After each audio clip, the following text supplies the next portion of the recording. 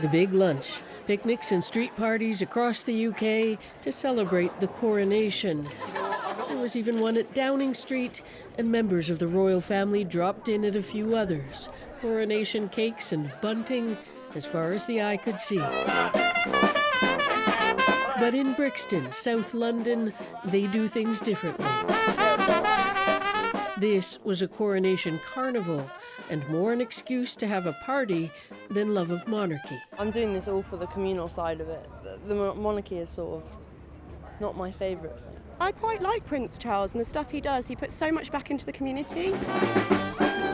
The Brixton Chamber Orchestra is a charity supporting young musicians. I think everyone's along for the ride, and whether they're pro or against it, people are just happy to have a bank holiday, an extended weekend.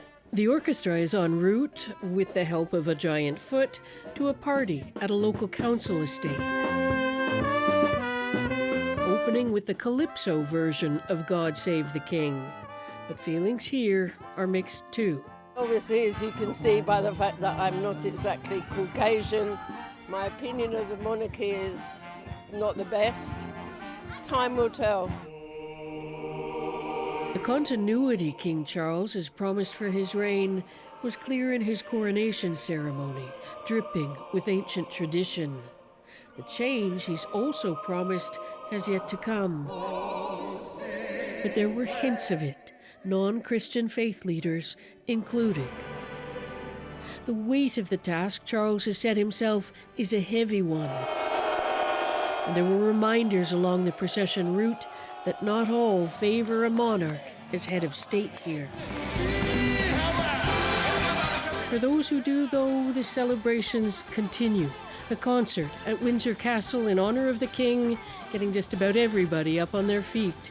And there was a tribute, too, from the new heir to the throne. As my grandmother said when she was crowned, coronations are a declaration of our hopes for the future. And I know she's up there, fondly keeping an eye on us, and she'll be a very proud mother.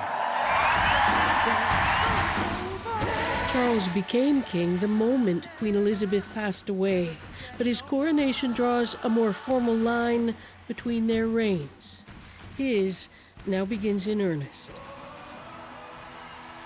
Hey, Margaret, after a weekend of ceremony and celebration, what's next for the king?